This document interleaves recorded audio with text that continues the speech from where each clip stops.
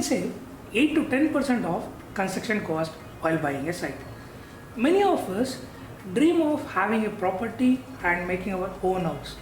While purchasing a property, it has emotional aspect to it, legal aspect to it. In this video, we are going to discuss what are the construction aspect which we need to take care while purchasing a property so you can save money at a later stage. To the first point, if the property level is below the road level or if we have a slope to any one side of the property, in that case there are chances of stormwater entering to our site or soil erosion if there is a construction work going adjoint to our site. So to protect this, what we need to do is we need to construct all around retaining walls or an SSM wall depending upon the slope. So all this will be an additional cost.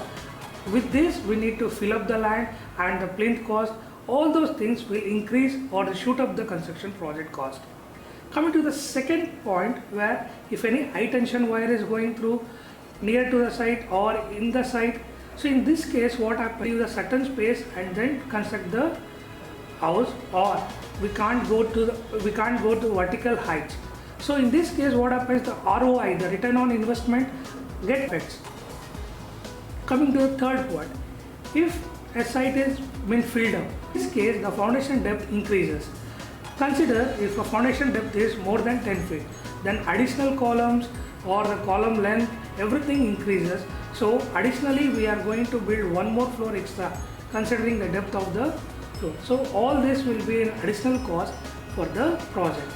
Coming to the fourth point, if the SBC of the soil is low or the load bearing capacity of the soil is low, in this case we need to go for a special type of footing like a pile footing or a wrap footing, which will be costlier compared to other normal shallow footings.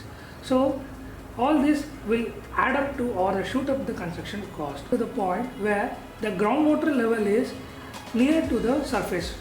In that case what happens, while doing construction we need to regularly pump out the water and to take care and prepare the base so that the foundation doesn't get sediment, and in future if there is any seepage or a seep in water, we need to provide proper drainage system so that we can pump it out, and we need to do a waterproofing for a foundation.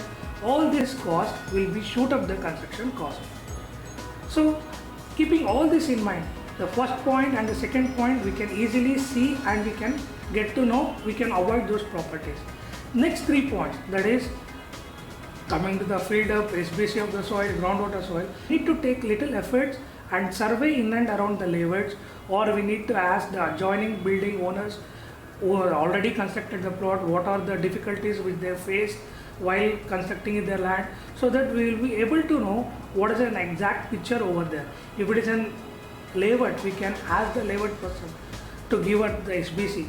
So all these things is an additional efforts which we need to take so that we can save the cost in the later stage. With all those data, once we purchase the land, we need to consult a professional designer so that he will design the foundation according to our project. It can save the cost and we can enjoy our construction journey. Thanks for watching.